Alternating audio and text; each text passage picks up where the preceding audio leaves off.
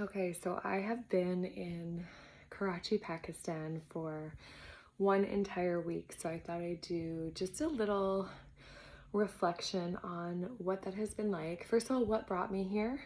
Why did I come all the way to Karachi, Pakistan? What the response from people were when I told them I was going to Karachi. What my experience has been like since I've been here. And yes, some of the advancements coming here has brought in Pick My Brain, our vision, and our global expansion, and what is left remaining. Okay, so I'm going to try to do this as efficiently as possible. So number one, how did I end up in Pakistan of all places? If you would have told me I was coming to Pakistan a month ago, I would have been like, what? I don't believe you because it was so outside of my realm of possibilities, my possibility frontier, prior to meeting the person that brought me here. So how did I end up here? Well, I traveled to Austin and decided to stay in Austin for 3 months to drop in again. I had discovered Austin after being accepted into an accelerator at Draper House. Shout out Draper, such a good accelerator. And realized that Austin was such a good place to be for startup founders, for the speed, the velocity, the access to funding, the access to just be around startup founders who think and are similar to you, which is really important. And so I made a commitment to go live there for 3 months just to see what I could unlock, to fundraise, and to scale Pick My Brain's efforts to the US. So I have that's a whole other chapter, what happened in Austin, what I was able to unlock while there. But while I was in Austin, I pitched Pick My Brain at an event, at a Fiesta event. Fiesta is an organization that brings together founders and new entrepreneurs and investors and newcomers to Austin at a big event at this place called Capital Factory, which is like the center kind of hub of where all startups and events are held. And so anyways, I went to this event and I pitched Pick My Brain at this big event with 300 plus people. And I had a lot of fun at that pitch event. Anyways, following the pitch, I had asked anyone in the room who wanted to either cut me a check or to partner in some strategic way to come and find me after. And after that event, I had this big lineup of people that were interested in learning more, interested in potentially investing, interested in partnering. One of which was this gentleman named Taha, who actually waited for like an hour to meet me because there was quite a big lineup that formed after, and he like patiently waited in this lineup.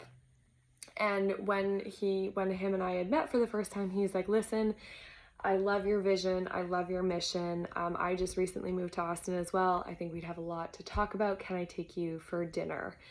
And, I thought nothing of it really. I was just like, oh, yeah, why not? For sure. And he's like, okay, well, why don't we go next Sunday? I was like, yeah, for sure. Take my phone number and we'll follow up next week. With these kind of requests, I always am like, okay, well, I'll leave that in the other person's court. And if they follow through, I'm totally game. But I'm always like, how many people follow through? I'd say in life, there's like less than 30% for sure that actually do what they're going to say they're going to do. So anyways, Sunday rolls around and sure enough, Taha texts me and is like, okay, well, let's meet at the Domain and let's chat. And I was like, okay, well, he's followed through, so I will go head there. Anyways, we have a dinner. We have a great conversation. That conversation leads to like a 6-hour conversation. That 6-hour conversation leads to multiple hangouts and dinners and brainstorms and visioning. And over the course of 1 month, we just end up kind of hanging out and realizing that we're very similarly built. We work 24/7. We are very mission driven. We are very global in our values and our pursuits. We are hungry. We have very complementary skill sets and experiences. We're basically kind of like the same version of each other too. We like just have lived very similar lives, but in just different parts of the world. And over the course of us getting to know each other, we realized that there's like some opportunity to unlock on the table, whether it's investment, whether it's partnership, whether it's a bit of both. So the conversation keeps evolving, and eventually he's like, listen, I want to bring you to Karachi, Pakistan. It's my family is there. So Taha is American, but he also has lived and spent a number of time in Pakistan, and his family is from Pakistan. So he's got a bit of a base here, and he just thought, like, I want to show you what I can offer you before we sign any type of agreement. I want to show you who I can connect you with. I think that connecting to the Middle East is a big component of going global. I've got some really good connections in this city. I am, I've just got, he's started a number of companies in Karachi and scaled them and has hired, and he just keeps like selling me on this vision of potentially going to Pakistan. And, like, I've never been to the Middle East. And so it's like at first like really interesting. I'm like, okay, I'll hear it, because I'm like a yes and girl. And slowly over time, the offer just becomes, like really tangible, and it just keeps getting more specific. And the details start ironing out. Okay, well, where would I stay? His family has a house with a number of bedrooms. Well, what will we be doing there? Let's do a month, and give me a month to introduce you to these people. And he started introducing me to them online. So I had a chance to meet them. I had met his team. I had met someone who works in the government, someone who works in universities, people who are responsible for funding. His wife here, Sona, is connected to a number of prominent, I'd say influencers, for lack of a better word. And so anyways, the conversation keeps evolving and evolving until I'm like, I think this is a really good fit. And when else am I going to get an opportunity to go to a country with someone who is willing to immerse me both culturally and introduce me to a number of potential partners that could help scale Pick My Brain's efforts more globally, and if anything, just round out my abilities as a CEO and really give me that global perspective. What does it mean to have a global company? So I ultimately say, yes, I don't think I can turn this down. So that's how it happened. So I've been here now for 1 week, and true to his word, which I've learned is very, a lot of people from Pakistan, I feel like, are so true to their word. Their word means so much. Like, it's so, it's like very, it just means what they say. And I feel like in other cultures, it doesn't, right? I feel like, especially in North America, you say things all the time just to be like polite and keep the conversation going, but you don't really mean what you're saying. But here you really do. So Taha, I've moved into this giant family home of his and have like my own kind of apartment. We hit the ground running. Oh my gosh, I've probably been to over 7 events with key decision makers in this country, ranging from ministries, CEOs, venture capitalists, public relations, media. Like tomorrow we're going on national TV.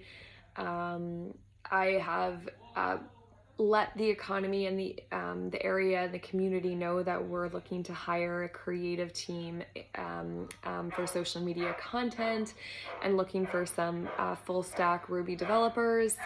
Sorry, there's a dog losing it outside. And oh man, we Taha really does just introduce me to so many people here. I don't know what's going on, but anyways, I'm just gonna close the door because it's getting a little, oh, maybe it's done. Okay. And yeah, so I've been to my first Pakistani wedding, which was absolutely incredible. Some incredible dinners. I've met in the startup scene. I've been introduced to the startup scene here. We're flying to Lahore in a couple days to attend Pakistan's largest tech conference called Future Fest, which I'll be speaking on. Taha got me a speaking spot, or introduced me to the founder of the event, and we're also Pick My Brain is partnering with this event and bringing the speakers on board on to Pick My Brain. So there has been just so much action and good conversations, and I've gotten, yeah, I mean, a week's download of knowledge about the culture here in Pakistan, which leads me to my second point is like, what have I learned being here for a week? Okay, if I was to try to summarize what I've learned here is the warmness and the welcome, the amount of welcome I feel in this country far supersedes any warmth or welcomeness I've really experienced in like almost any other country. And I've traveled to like a handful, over 15 countries in my life, and I know that's not a lot, but when I go to a country, I like choose to like live there for like at least a month so I can like get a flavor and a sense of the community and really dive in. But I have just been received, like everyone here is so warm and so welcoming, and it really, really extends a long way. And I've learned in their culture that guests are just so important.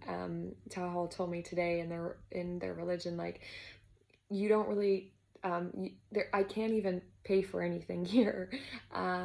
They say like when you treat your guest, good things come for you, and it really is true. It's just like unbelievable amounts of chivalry, and it's just so nice. Number two, there is so much potential in this city. I just don't think the people, like, I don't think that opportunity has been realized.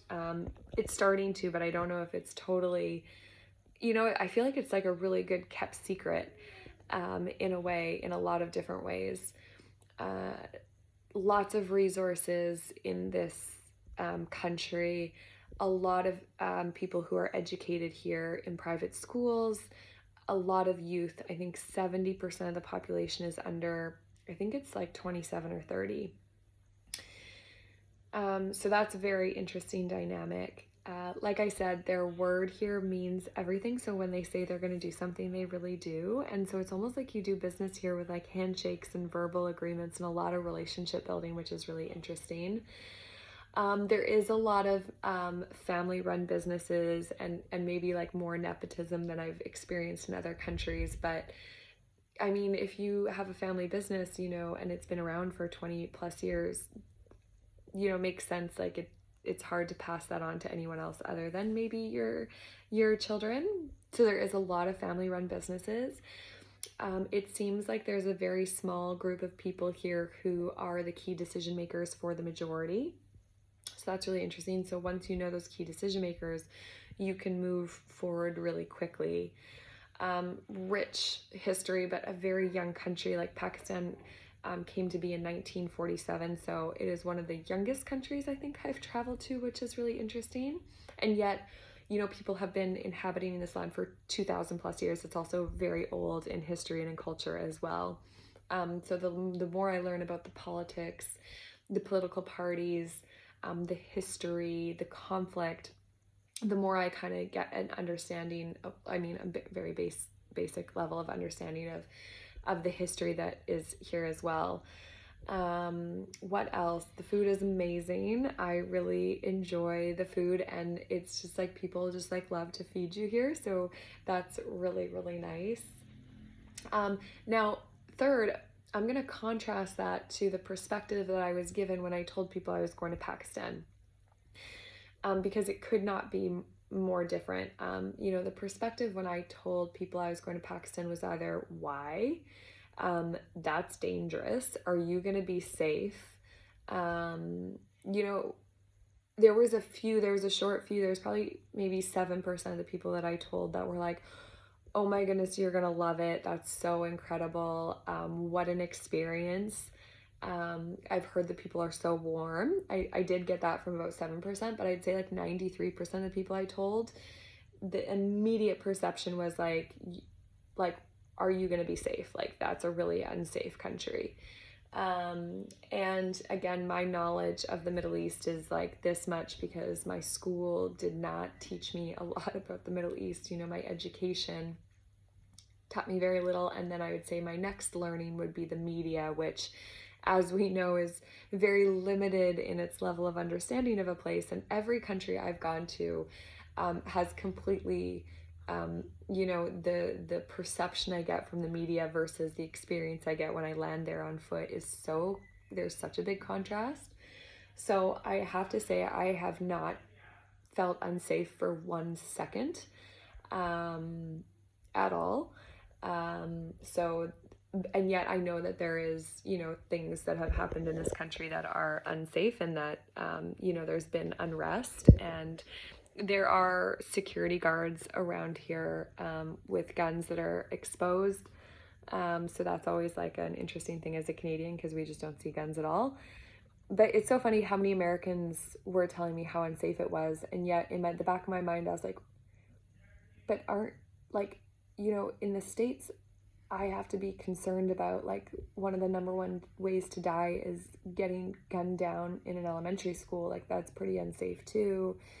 So it's just like so funny what we perceive to be safe and not safe in these different countries based on the media. So, like, not to talk down on the US at all, but I couldn't help but be like, you know, there's also elements of unsafeness in the US as well, and just like there is in any country, right? So I just want to say that I feel very safe in this country, and perhaps it's my like, you know, fortune for meeting Taha and having someone within the country be able to show me around that gives me this accessibility that I have, and the safety that I feel. You know, I could be getting a very different perspective if if I came here on my own. I don't know if I would feel comfortable navigating a country where I don't speak the main language, which is Urdu, you know, without someone like that. But yeah, very different experience than what I've been told. Lastly, what is Pick My Brain? What has been the advancements of Pick My Brain, this platform that I have built? That is what we're trying to build is the world's largest knowledge marketplace and the world's most diverse marketplace, a marketplace where you can browse, book, and learn from absolutely anyone in the world. You can imagine, like, what if you could pick anyone's brain one-on-one and have a conversation? That is part of what we are building here at Pick My Brain. And this year we are focusing our attention on more B2B plays, which means building knowledge marketplaces for other communities, organizations, universities, etc. And so the connections that Taha has been able to introduce me here and Pick My Brain are with that intention in mind. You know, building knowledge marketplaces for universities here that are open to it, for expos, for events. And so a lot of those conversations have taken place, and I've kind of gotten to go directly to the decision maker, which has been really interesting. So the first week was really just relationship building, hanging out, getting adjusted to the culture, and this second week is more like, let's sit down and have a conversation about business and see if there's any opportunity that lie between us. But I also just find, like, such a unique, you know, I just am racking my brain as to how I can add value into this economy, noticing that there is so much talent and not a lot of access to global thought leadership. You know, a lot of individuals from Pakistan don't have a passport and therefore can't leave the country, and so limited in that global exposure. So can Pick My Brain fulfill that? So it's just things I'm thinking out loud as I'm kind of here and noticing and listening and watching. But yeah, it's been such a whirlwind. I feel like I've lived like a month in a week. I feel so grateful to Taha for immersing me in this culture, bringing me into his home, introducing me to the most important people in his life. for the citizens of Pakistan for being just like the most welcoming and warm citizens. I am so grateful for that welcome.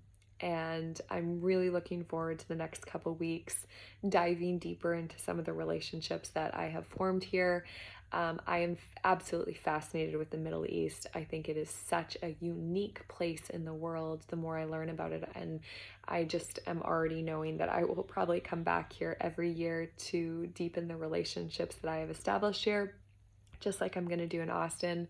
I've met some really great people in Austin, and I'd like to come back regularly to deepen those relationships as well, while of course keeping my home base in Canada.